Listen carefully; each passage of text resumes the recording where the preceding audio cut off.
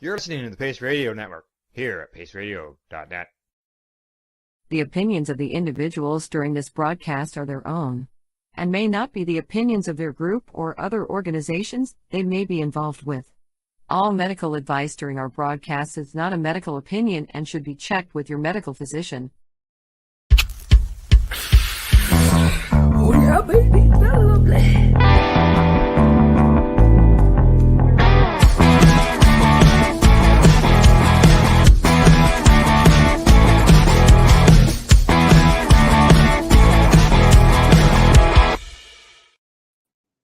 Good morning. Hello. Morning. How are you? I'm doing great. How are you? I'm doing wonderful. It is March 21st here, and welcome to Psychedelics and Cannabis Educational News with Glenn Prentice and myself, Green Irene, today. We are found at the Pace Radio Network and, of course, at cbgtv.com. Today's lineup is really interesting, and I apologize to our audience if it seems a little discombobulated. I don't normally do the lineup. Al does. It's perfect. It's perfect. Okay. We got some great stories. We really do, don't we? Yeah. All right. Well, what do you say we get started right away? Would you like to? Sounds good to me. All righty. So I guess I got to pop this up to the stage, don't I? There we go. Our first story of the day is Congressman tears into top Biden official over politically damaging lack of marijuana reform progress, urging the White House to follow through. A Democratic congressman laid into top Biden administration official on Wednesday over the political malpractice that is the president's failure to end cannabis prohibition. The top federal health official promised to deliver that message to the White House, but also deferred responsibility for delays in an ongoing review into cannabis scheduling status to the Drug Enforcement Administration. Representative Earl Blumhauer, who's a Democrat from Oregon, is the founding co-chair of the Congressional Cannabis Caucus. Didn't pull any punches at the White House Ways and Means Committee hearing with the U.S. District of Health and Human Services Secretary Xavier Becerra. Yeah, I'm going to assume it's Becerra.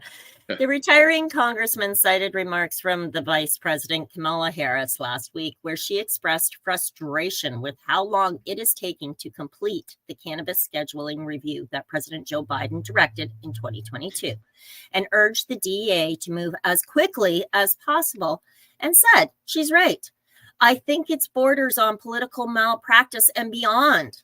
This is an area that just breaks my heart, Blumhauer said, adding that he's frustrated with the lack of progress implementing a cannabis research bill that he championed, that Biden signed. Signed the law back in late 2022.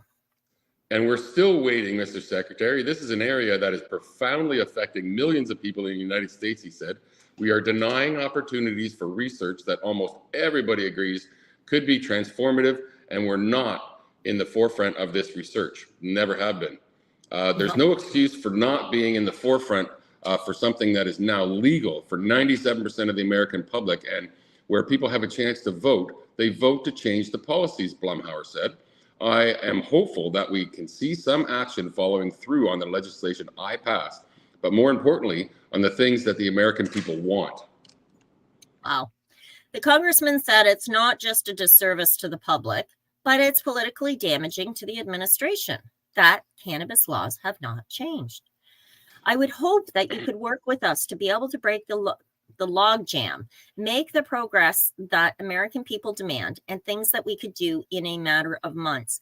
We've been dancing around this for as long as I've been in Congress, and I've been talking to you throughout your tenure.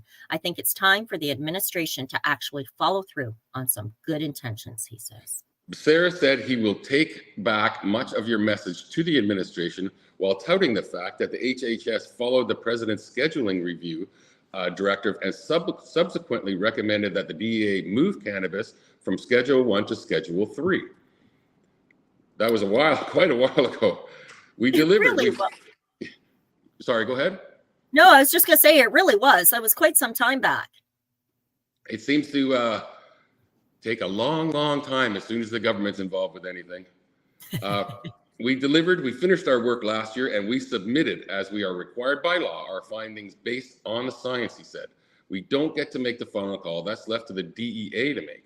And when it comes to cannabis, the president asked me to do something. We did it. But I will take back the message to the administration where you stand. And Blumhauer has also pressed the DEA to go further than rescheduling and fully remove cannabis from the Controlled Substances Act. Then emphasized that we are missing an opportunity for the American people by not acting on bolder reform. And he's definitely right. Oh, he certainly is. He goes on to say, frankly, if I were the president and may be interested in young people voting for me, being identified with change and reform, I think somebody ought to light a fire somewhere, he says, as the secretary chuckled in seeming recognition of that political reality.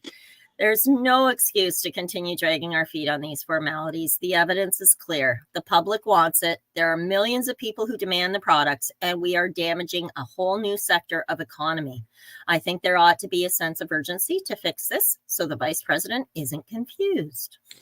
And while the vice president conveyed her frustration with the timing of the scheduling review during public remarks last week, she went on to say during a closed-door roundtable with presidential cannabis pardon recipients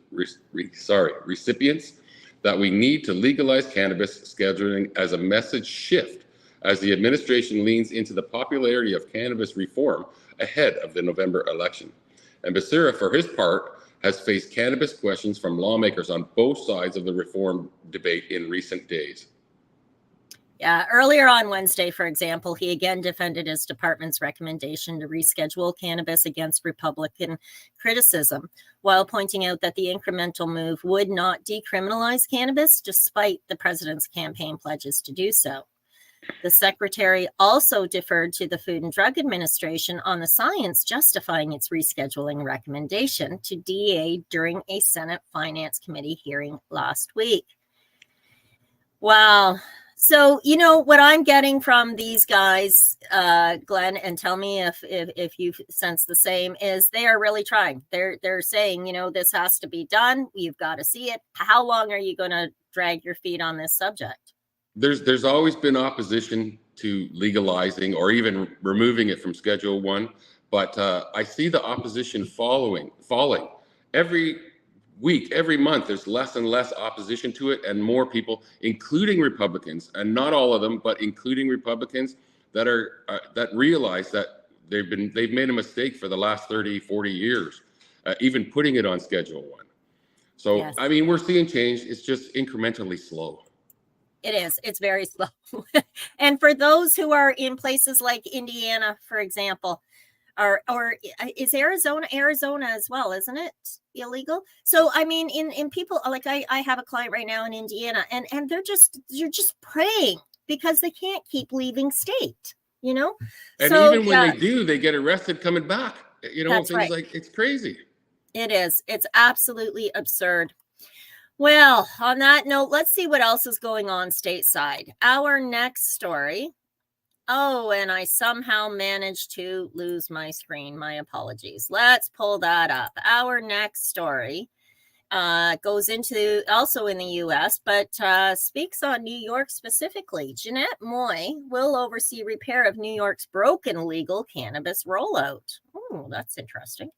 Governor Kathy Hochul this week took charge of New York's troubled recreational cannabis rollout, appointing one of her top commissioners to temporarily oversee the processes. Hochul asked Jeanette Moy, the commissioner of the state's Office of General Services, to overhaul the state's Office of Cannabis Management, or OCM, which is widely viewed as having botched the transition to adult recreational cannabis sales. Moy also will be looking at whether an alleged incident of retaliation by an agency official against a cannabis business owner is part of a larger pattern. Oh, interesting. Mm-hmm. New York legalized recreational cannabis in 2021. By the end of 2023, just 24 dispensaries were open out of a target of more than 150. Yeah, it does sound like there's some blockading there, eh? Yeah. Moy said... Oh, go ahead. Moy said her top priority is to plow through the backlog of applications to get the legal stores open faster. I think all of us want this to be successful, Moy said. The delays stem from bureaucratic issues, including a poorly functioning online application process. Additionally, a lawsuit last August stalled for months the issuance of licenses for those who were adversely affected by the decades-long prohibition on cannabis. And that was the U.S. Veterans Affairs, I think, was the one. They said the veterans should have the first crack at the licenses, but they're trying to issue licenses to people who have been affected, people who have been arrested for cannabis possession and things like that. So I don't know, it's kind of complicated, and it did stall for months and months and months while they were going through court with this. Yeah, and I think something similar sort of happened here, where we're trying to figure out what to do about these previous charges prior to legalization, right? But yeah, I think stateside it got really yicky. Yeah. Yeah. As a result, licensed cannabis growers were stuck with fields full of product that they couldn't legally sell. In the case of New York, and that lawsuit, they ended up with all kinds of product that they couldn't sell. Applicants for retail licenses faced months, if not years, of red tape. Moy said the experience also needs to be streamlined and more transparent for applicants.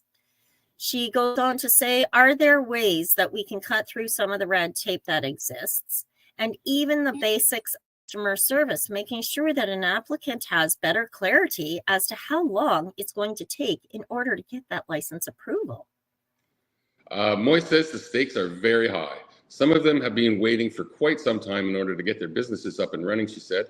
I'm hoping in the next few weeks we'll be able to have a very solid plan and a way to move forward.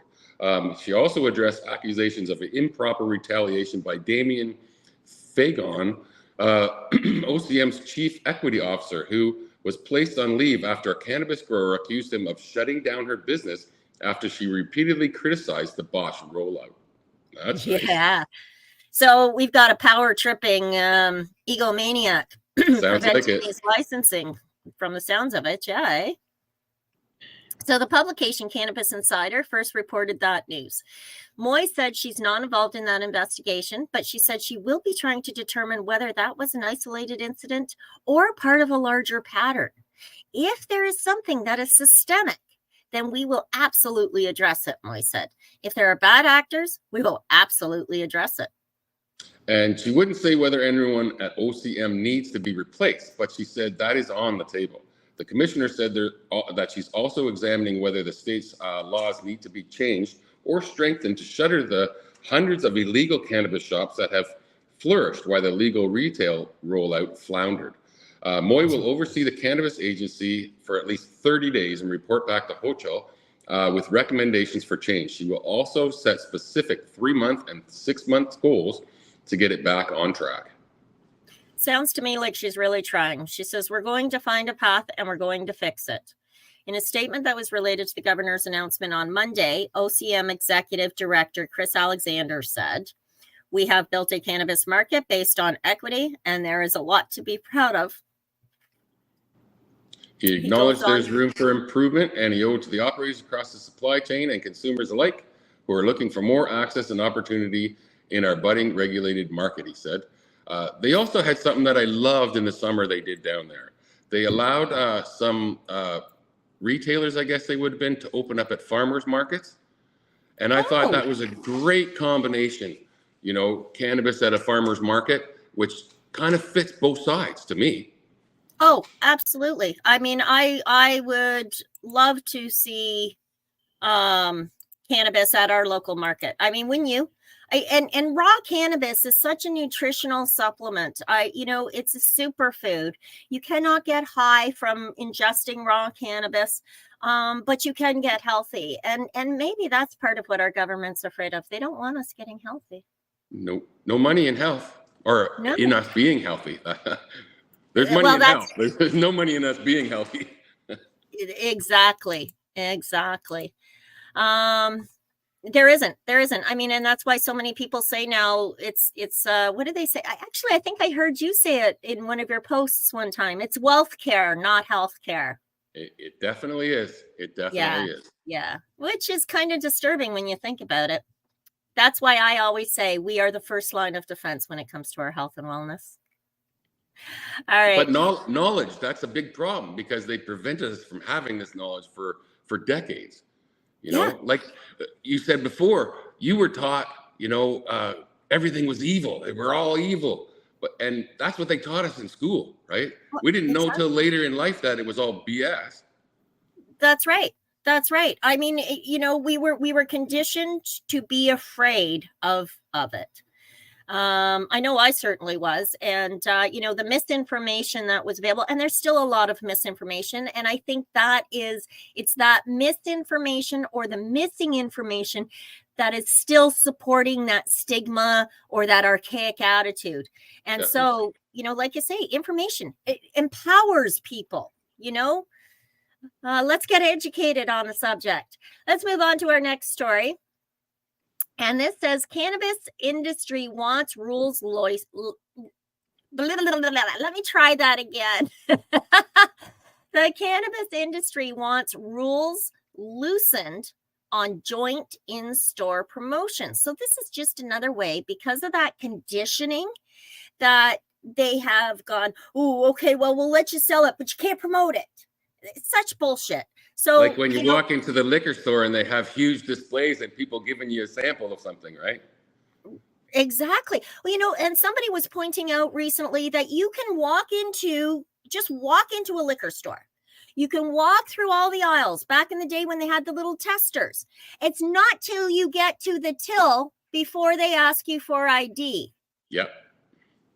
Now, True. with cannabis being a safe substance, alcohol destroys your liver, it destroys your skin cells, it's poison to our physiology. Whereas cannabis supports proper cellular growth. It helps to heal damage, but there you better ask for ID right at the door. Don't you dare step one foot inside. Because you can't see what's in there. It's like, it's taboo. It's a bad thing. Mm-hmm. It's like I'm sorry, maybe it's the wrong metaphor, but I remember video stores with all the adult movies in a separate room, and there was a big sign out there. You had to be 18 to go into that room, right? Yeah. That's the kind of what I think they think of cannabis like. Right, it is. It's almost like it's like a dirty little secret. Keep it in the closet, and it's not. And thanks to people like yourself and Al Graham, and everybody here at CBG TV, everybody here at Pace. I mean, we are really out there pounding the pavement, saying, "Yeah, I know your opinion. It's okay. Well, why do you think that? You know what? That's wrong." And to be able to help, to share that information, to talk, to chat, to open up eyes, and I think that's a big part of it. So these guys at the store, they're saying, you know what? We want some of these rules loosened when it comes to promotion, because weed is weed is weed. Yep. And we have to be able to differentiate ourselves. Me as a grower wants to differentiate myself compared to Joe Blow that does growing, even though we both have grape ape, So, so that's let's take a look at this story then, shall we? Sure. As legal sales of cannabis show signs of flattening in Canada, the industry is urging provinces to loosen rules that can ban pot producers and retailers from collaborating on promotions.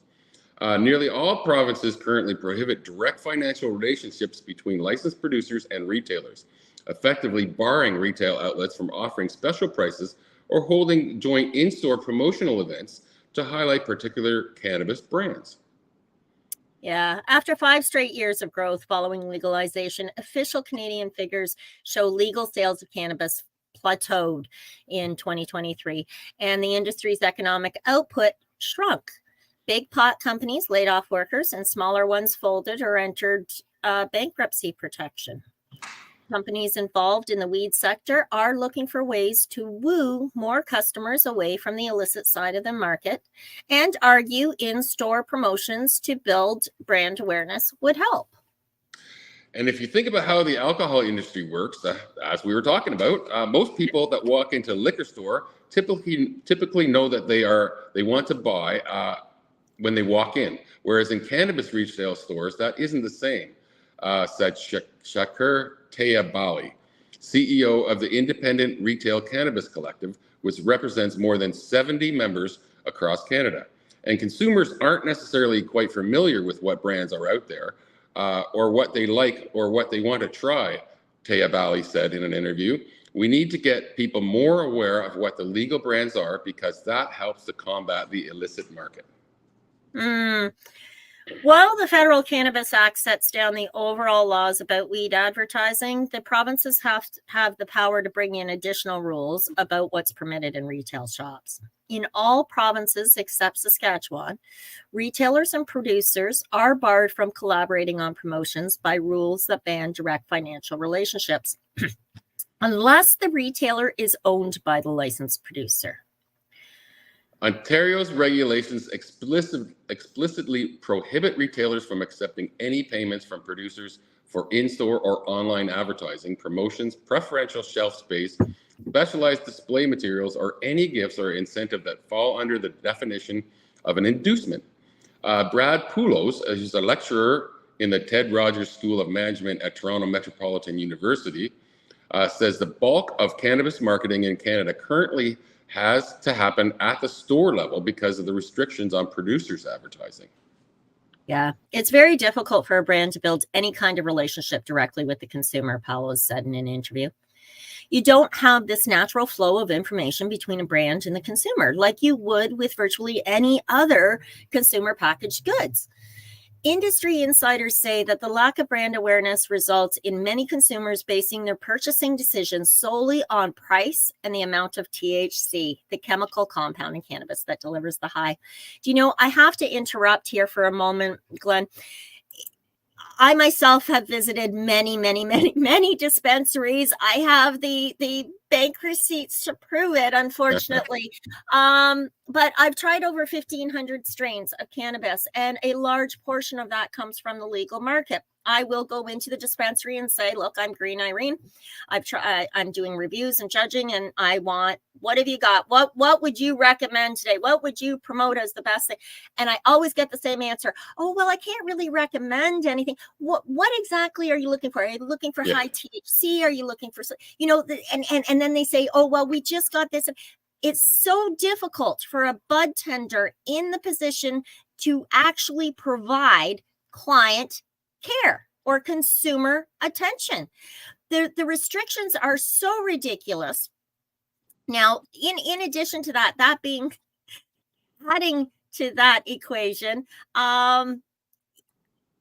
because I'm in the stores, I hear other I want to say patients. I don't mean patients. I hear other customers.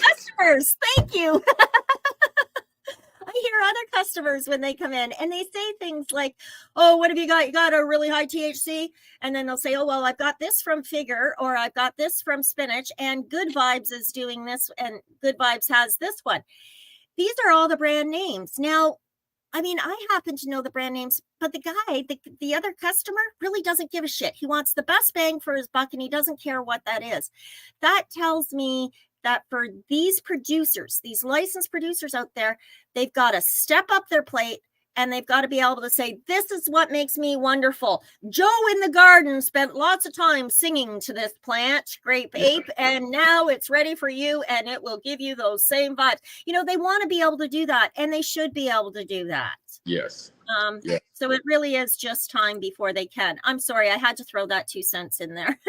Plus, I fully agree with what you're saying, what you said, and I also I have a problem with the legal market because I don't necessarily smoke cannabis, right? I use I use concentrates, right? And I didn't know anything about concentrates, and in the public stores, they can't tell you anything about anything, and they don't even sell what I use. I don't cough like I used to. I feel almost identical to the way I used to when I smoked, but it's much more healthy in the way I consume it, because I don't have that cough I used to have. I don't have that in the back of your throat cough. I got it a lot from consuming just cannabis, Yep. And I'm not against consuming cannabis at all. It's just that this works better for me. And I would never, ever have found it without being part of PACE and without shopping on Reserve. Right. You know, Right. so I think they have to open up things so people can know what's out there and what's best for them.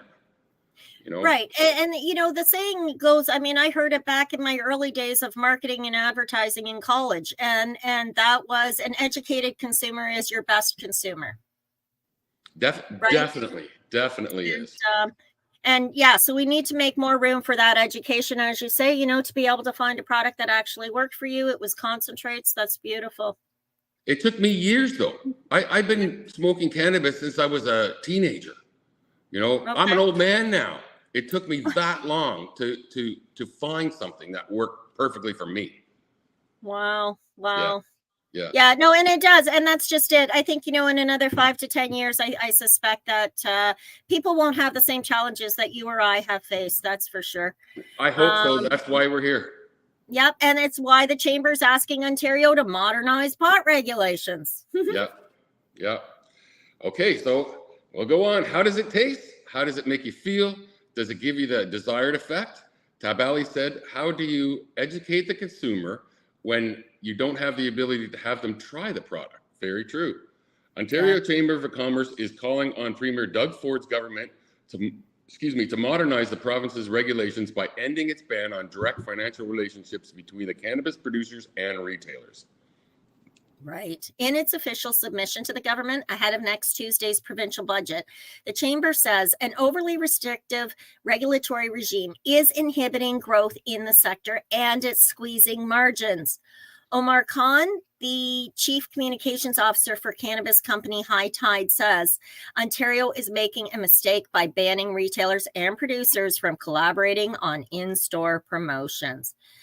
And that's the bottom line. Now, anybody that is listening or watching our feed today, this weekend, the Can Expo is taking place at Entourage in Toronto. Everything and anything cannabis related can be seen or viewed right now at Can Expo, from industry stuff right down to consumer, which bud is better. I mean, there's on-floor bud sampling. I am so ecstatic and excited to be getting to Can Expo this weekend. Again, Can Expo at the Entourage Center, March 22nd, 23rd, and 24th of 2024, just in case this is airing 10 years from now. I wish I could make it. Are you going to try and make it? No, I'm a little bit too far. I said I wish I could. Oh, well, that's unfortunate. I've got to pull our screen up here. I've done something wonky with the board, so I have to keep going back and forth. I apologize for any delay or that it's causing anybody or disturbance in your eyeballs. On that note, I think what we can do is probably get to our next story, which tells us what people are doing. It is a survey of 72% of Canadian cannabis consumers buy from legal sources. Isn't that interesting? Let's take a peek at that, shall we? Almost 3/4 of legal cannabis consumers, 71.7%, in Canada say they purchase products exclusively from the regulated marketplace, according to national survey published on March 18th. Recipients listed the primary reasons for their decision to utilize the legal market. 38% said they buy legal due to concerns about product safety. 16.9% said the legal market was more convenient, and 12.9% said they wanted to follow the law. I'm sorry, but those statistics just blow me away. Less than 20%, less than 1/5 of the people surveyed are interested in following the law. They really just don't give a shit. It's more about convenience and about product safety. Yeah, and I buy my products almost exclusively on Reserve.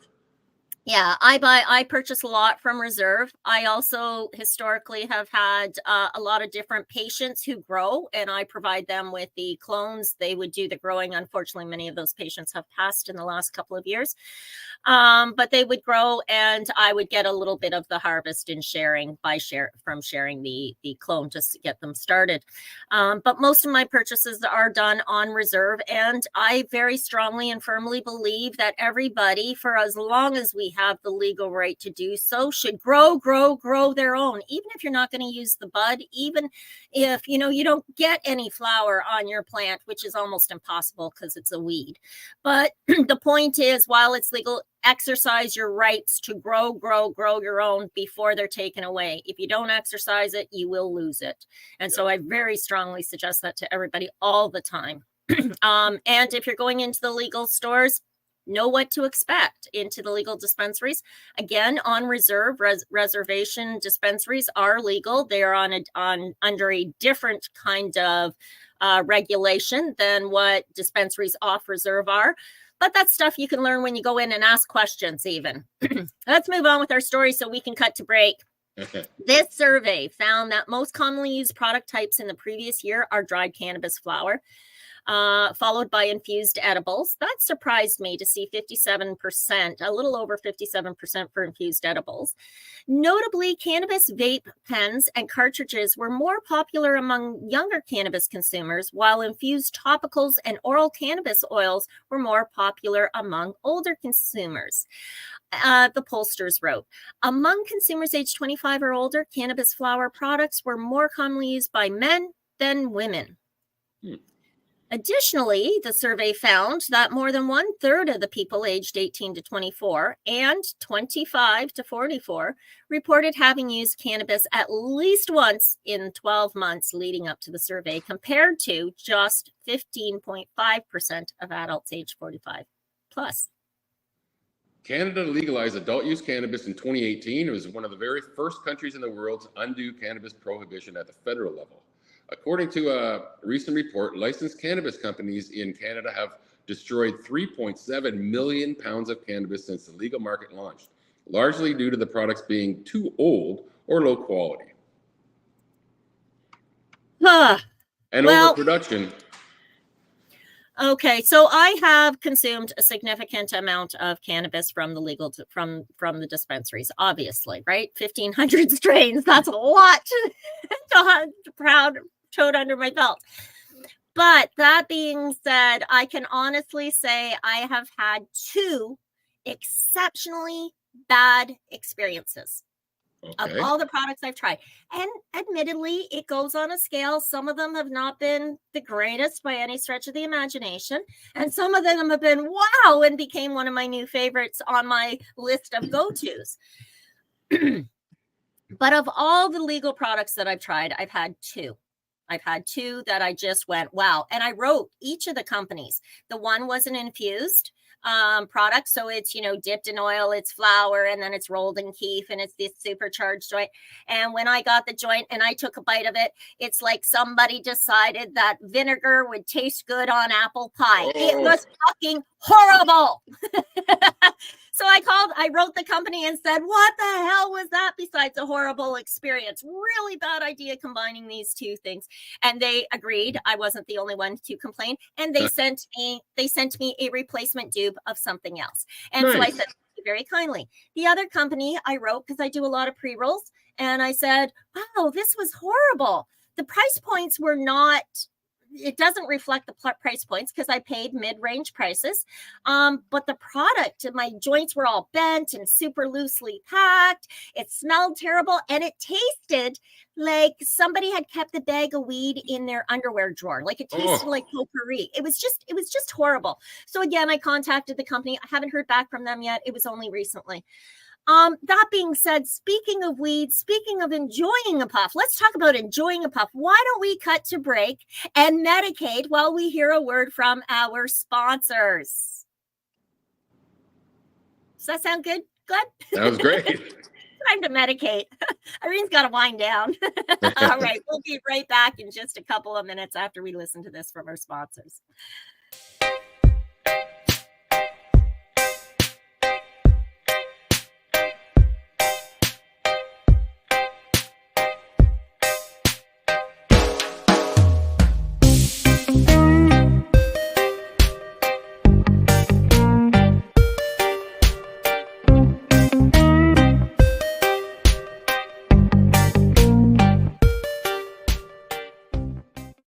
You're li- you're listening to the Pace. You're listening to the Pace Radio Network here at paceradio.net. Limestone City Hydroponics is Kingston, Ontario's hydroponics shop. Take your growing to the next level and create the optimal environment with a tent kit, or maximize your yield with an ebb and flow flood table kit. Either way, Limestone City Hydroponics has more sizes and options to fit your needs.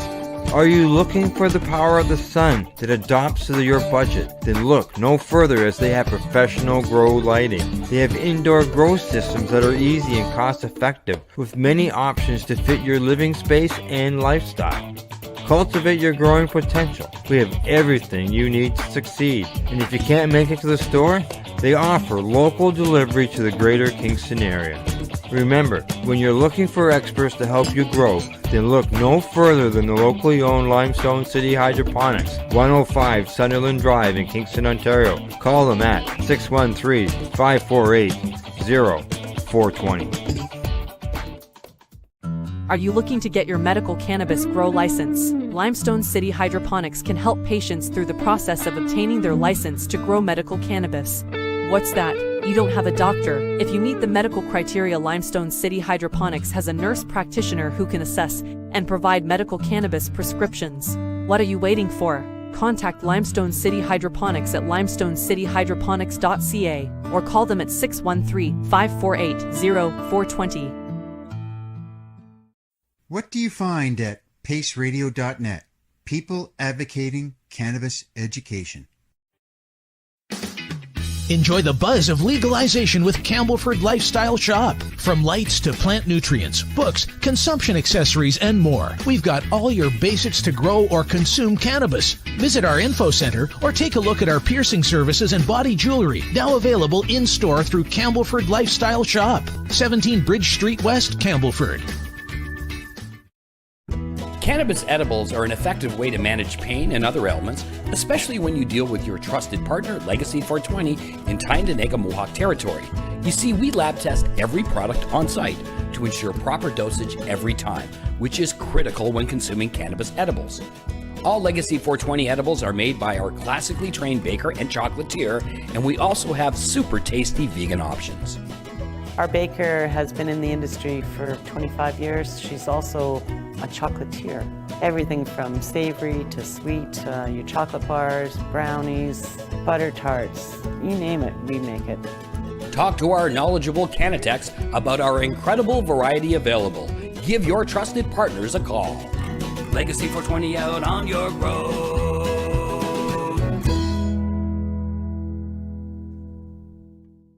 You're listening to the Pace Radio Network here at paceradio.net. And we're back. How you doing, Glenn? I'm still here. Excellent, excellent. So I had to run around and try and find where, because I packed everything up, getting ready to go to the Can Expo, and it's like, oh, where's my puff? So during the break, I'm running around like a little bit of a lunatic, and it's, that's only 28 seconds. I'm not used to running the board. My apologies for the lack of professionalism.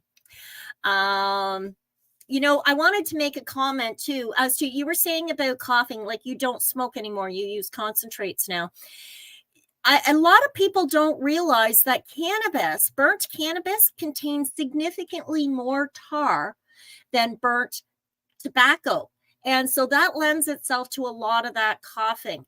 Now, I had a client at one point in time, she's since passed, but who had severe COPD and did a lot of that coughing. She actually used cannabis to cough. She would take a puff of cannabis, just a puff, so that she could cough and get it out, like make it a productive cough. She later in her life, prior to passing, she had transitioned over to a volcano vaporizer in order to consume her cannabis for pain. But it's not uncommon for a lot of people. And I know you're one of many that I know that have transitioned from smoking flower to using concentrates. And just to clarify, I do smoke cannabis, just very, very little bits now. And when I was in Costa Rica, you can't get the concentrates. So I was smoking cannabis for the entire month I was there. Okay. So because it's the only thing I had, and it's not my medicine, Right. It was what I could get. Yeah. And sometimes it's the less, that's what we've got to do is we've got to put up with what we can get, right? Yeah. Let's move on to our next story, shall we? We're going to go to Japan. I only read the headline of this story, so I have no idea what it's about, to be perfectly honest and transparent here. But the headline caught my attention, and it says Japan cannabis cases jumped to a record last year. Suspects for cannabis-related offenses rose to a record in Japan last year, with people in their teens and 20s accounting for more than 70% of cases. The National Police Agency said 6,482 people were suspected of possessing or growing cannabis in 2023.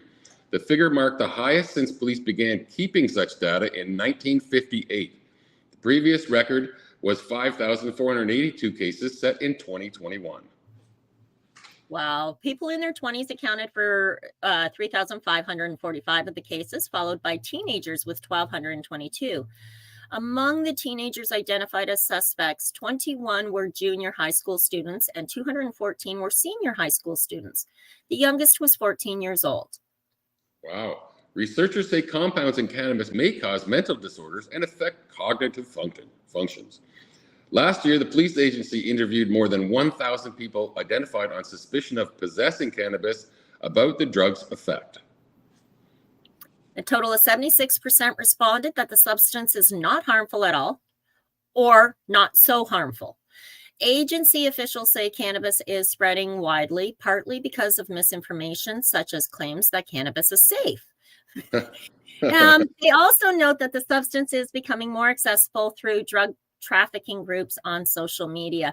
So Japan is having an issue. Obviously, in Japan, cannabis consumption is not legal, obviously. But I find it interesting that there's such a small number. Like, I know 6,000 sounds like a lot, but in a country of Japan, is that really a lot? I think that's a very kind of strict country. Yes. And I mean socially strict. Yes. Not so much cannabis strict. I mean, there's thousands of countries out there, hundreds of countries that are strict on cannabis. But obviously it's changing. So more people are getting arrested, and that's what causes change. Those people that get arrested are all talking to their friends. They're talking to their relatives. They're talking to court people and lawyers, just like we did here before it was legal. That's right. It will change. It's just slow, like every government. And Japan is a very, very disciplined country.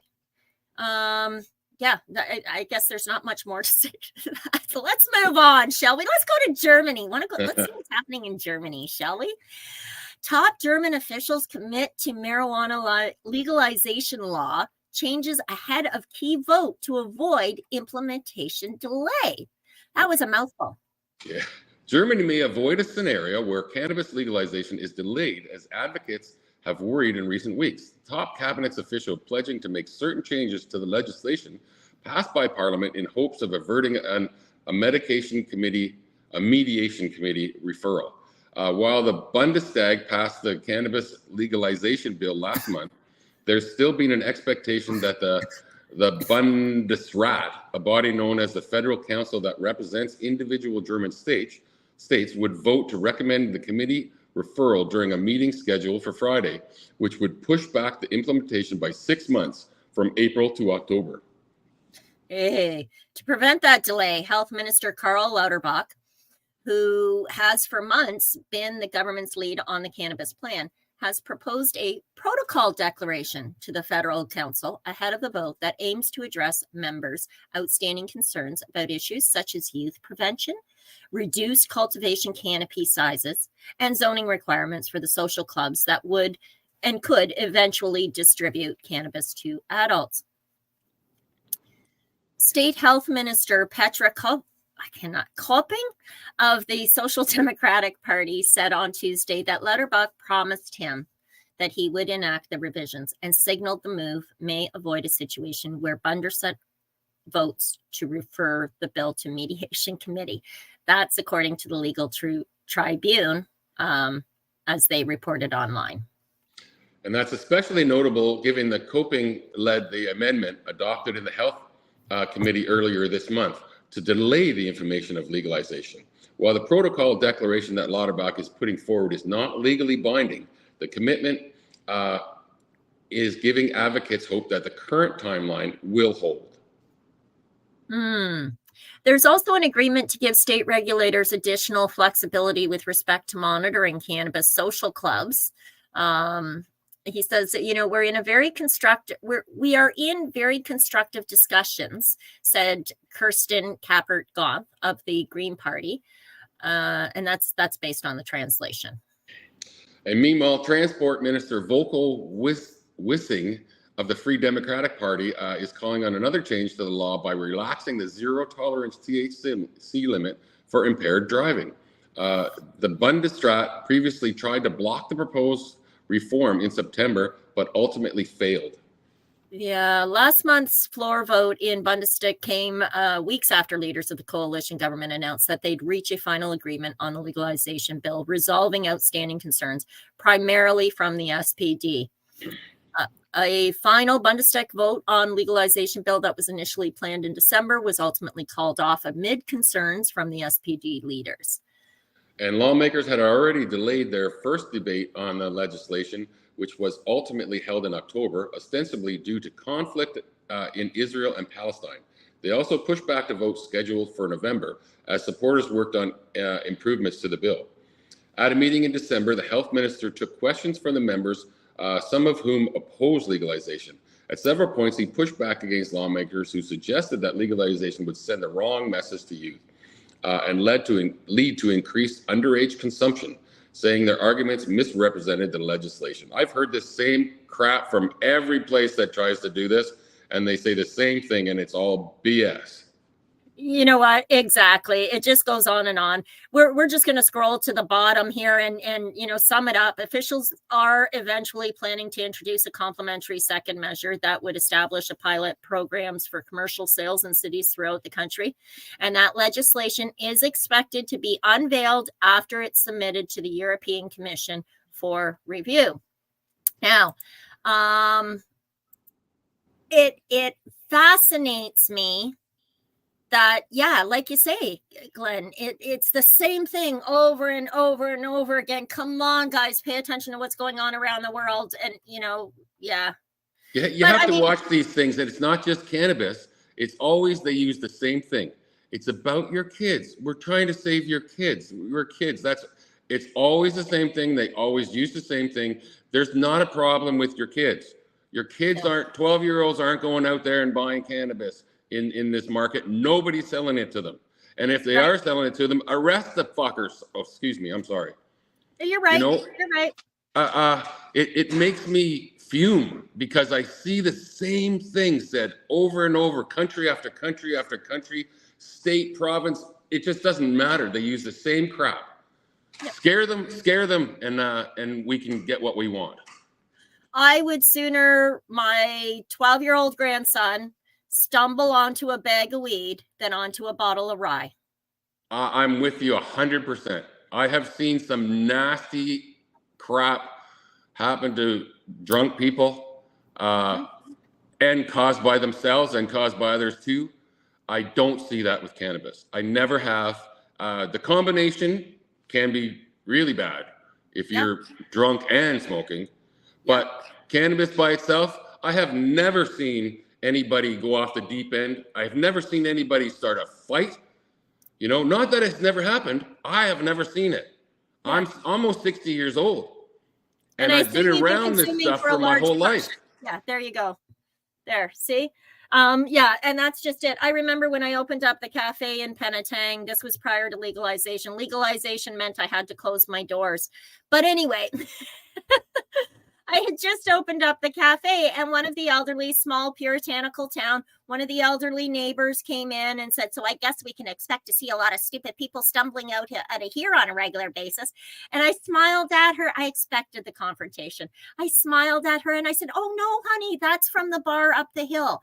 This is where they'll come out with a smile on their face, relaxed, and probably even wish you a good day. Yep. Well, she actually ended up becoming one of my best customers She loved coming in and getting the information. She learned how to make her own topicals and helped alleviate both hers and her husband's arthritic pains, aches and pains, And and have a better final years. They went back to wherever they lived, and they talked to their friends who are their same age about their experiences, and they changed their minds too. Information is power, and you are absolutely right. She was, again, small town, puritanical town. There was 3 ways to get a message out. There was telephone, telegraph, and telecora. Oh, God rest her soul. She was a beautiful woman. All right, let's move on to our next story, which comes to us from Winnipeg. And this one, the headline caught your attention. There is a staff at a pair of Winnipeg convenience stores busted after allegedly selling illegal cigarettes, cannabis. Winnipeg police have made 4 arrests after they say staff at a pair of convenience stores were selling illegal tobacco and cannabis products. It was back in November when the officers said they were made aware of the issue. An investigation found that during business hours, the products were accessible and available for sale to the public, even though they are age restricted and members of the public must be 18 to purchase. So they were selling to underage people, I think, too.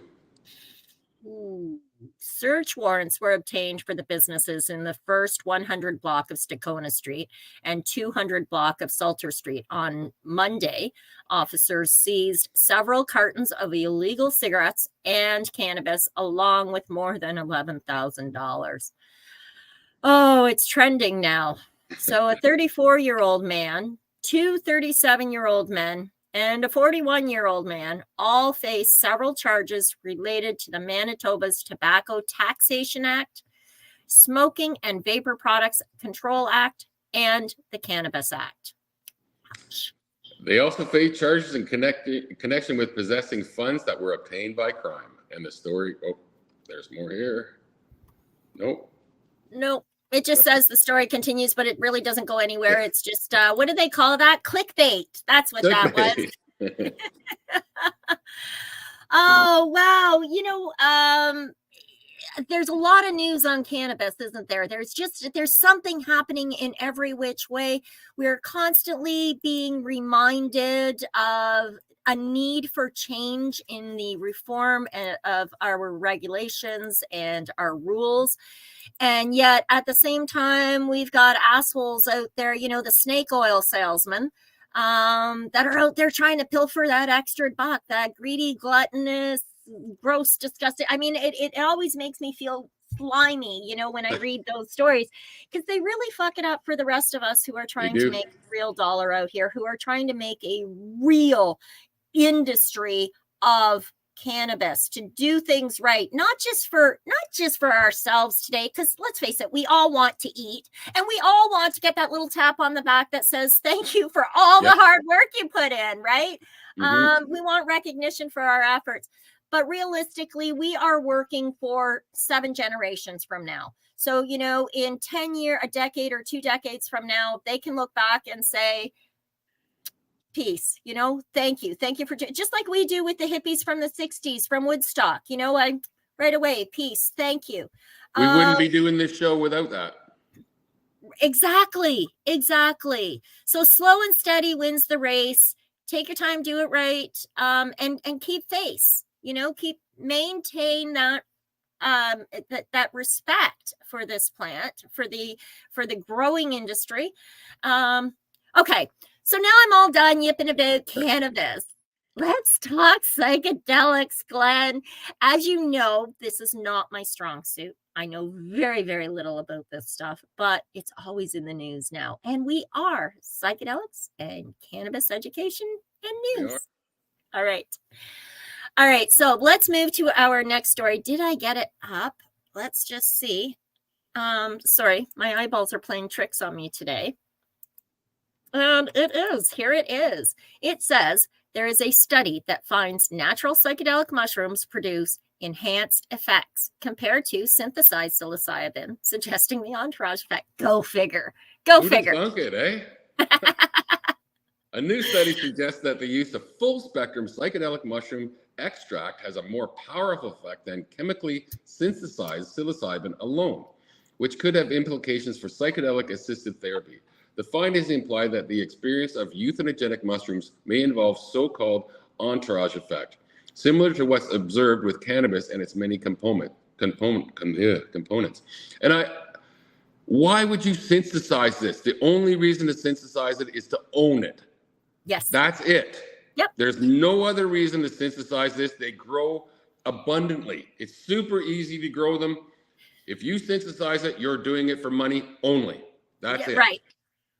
To date, clinical trials have generally been conducted with chemically synthesized psilocybin, wrote the 15-person research team representing institutions such as Hadassah Medical Center at Hebrew University in Jerusalem, Boston-based Human Metallome Technologies, Paro Ethnobiosciences in Chicago, and others. And little attention has been given to additional potentially therapeutic psychoactive or non-psychoactive compounds found in psychedelic mushrooms. Oh, wow. Okay, so I have to say thanks, Glenn. I'm really glad you said those words because It was a mouthful. My tongue would still be tied. You know what? I agree with you 100%. Now, one of the reasons to try and synthesize something is to see if we can improve upon it or if we can manipulate it to work. You know, maybe if we tweak this, it can work for this group of patients. And if we tweak that, it can work for that group of patients. That would be the only justifiable reason in my brain for them to try and synthesize this. However, once again, Mother Nature steps in and says, step down, bitch. Who the hell do you think you are? I got this. Yep. The findings, they say, indicate full spectrum psychedelic mushroom extract has a more potent and prolonged effect on synaptic plasticity. I just finished reading a couple of studies on the synaptic plasticity in combination with the psychoactives. Absolutely amazing, just phenomenal. So these findings open up new possibilities for the therapeutic use of natural psychedelic compounds, providing hope for those that have found little relief in conventional psychiatric treatments. That's according to Hebrew University in a press release. They added that the study suggests that psilocybin-containing mushroom extract may offer unique therapeutic effects that are not achievable with psilocybin alone. And it not only underscores the superiority of extracts with diverse compounds, the release says, but also highlights the feasibility of incorporating them into Western medicine. Yes, I'm pretty sure that was the same study I read. To conduct the study published late last month in the journal Molecular Psychology, researchers injected adult male mice with either synthesized psilocybin or a full-spectrum mushroom extract that contained not only psilocybin, but also psilocin, norpillicin, biocystin, norobaxistin, and arogenicin.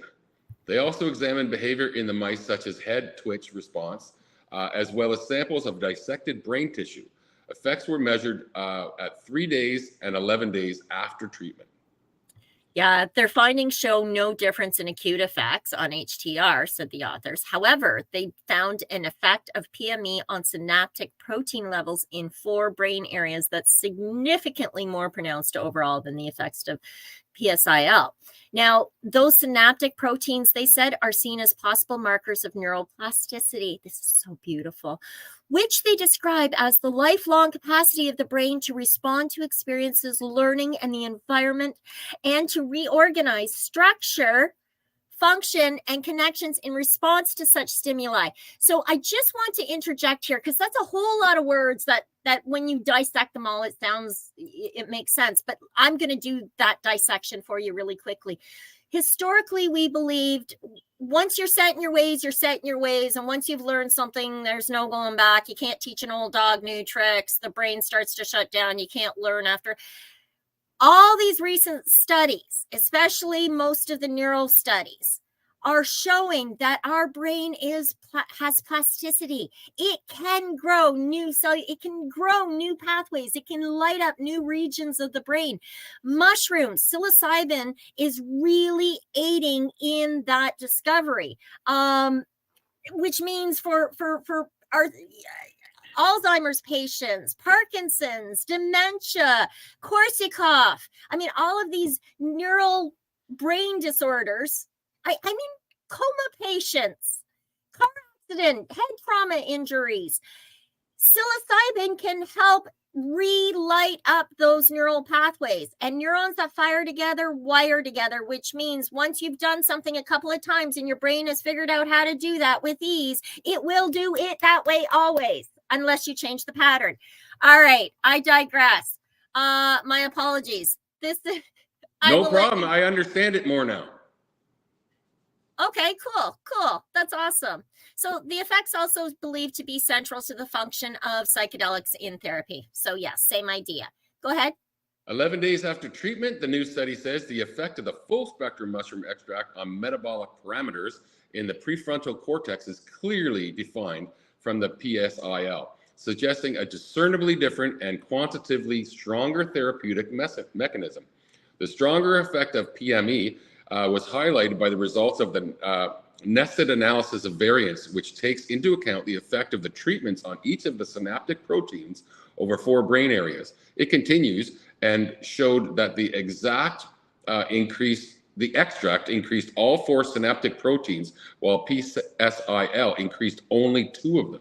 Wow. Yeah, it's just crazy. So this is quite a long article, Glenn, and I see that we've run out of time. That's why they call me Canna Talk. Canna Talk much? So, we're at the end of our show. I'm just going to scooch right down to the summation here and say that in the end, scientists last year also discovered previously unidentified cannabis compounds called flavorants that they believe are, so also known as flavonoids, that they believe are responsible for the unique aromas of different varieties of cannabis. Previously, many had thought terpenes alone were responsible for the various smells produced by the plant. Those who believe that hadn't read most, I read a lot of, and why can't I think of Dr. Ethan Russo's work. And he spoke of terpenoids and flavonoids very early on in his studies. Amazing work, amazing information. There's lots to learn. And, Glenn, I don't know about you, but I love a saying that was taught to me by my grandparents. And that is, the more I learn there is to learn. Every single time I do this show, I learn. Every time.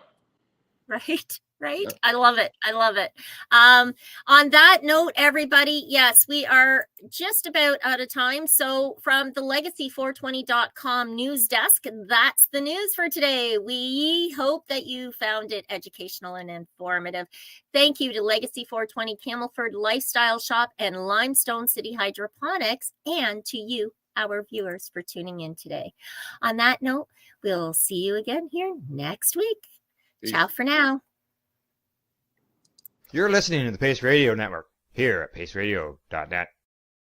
The opinions of the individuals during this broadcast are their own, and may not be the opinions of their group or other organizations they may be involved with. All medical advice during our broadcast is not a medical opinion and should be checked with your medical physician. When you have a pain that's reached its peak, Legacy for 20, it's so unique. If organic cannabis is what you seek, here's your trusted partners 7 days a week. Suppository salves, vapes and drops, topicals, edibles, infused pop. Just when life seems like it ain't easy, at Legacy 420, enjoy a pop freezy. Lab tested products, make them the GOAT. Legacy 420 out on your road. Legacy 420 in Tyndonega Mohawk territory. Indigenous organic cannabis at its finest. Enjoy the buzz of legalization with Campbellford Lifestyle Shop. From lights to plant nutrients, books, consumption accessories, and more, we've got all your basics to grow or consume cannabis. Visit our info center or take a look at our piercing services and body jewelry, now available in-store through Campbellford Lifestyle Shop, 17 Bridge Street West, Campbellford. Limestone City Hydroponics is Kingston, Ontario's hydroponics shop. Take your growing to the next level and create the optimal environment with a tent kit, or maximize your yield with an ebb and flow flood table kit. Either way, Limestone City Hydroponics has more sizes and options to fit your needs. Are you looking for the power of the sun that adapts to your budget? Then look no further, as they have professional grow lighting. They have indoor grow systems that are easy and cost effective, with many options to fit your living space and lifestyle. Cultivate your growing potential. We have everything you need to succeed. And if you can't make it to the store, they offer local delivery to the greater Kingston area. Remember, when you're looking for experts to help you grow, then look no further than the locally owned Limestone City Hydroponics, 105 Sunderland Drive in Kingston, Ontario. Call them at 613-548-0420. We are people advocating cannabis education here at paceradio.net.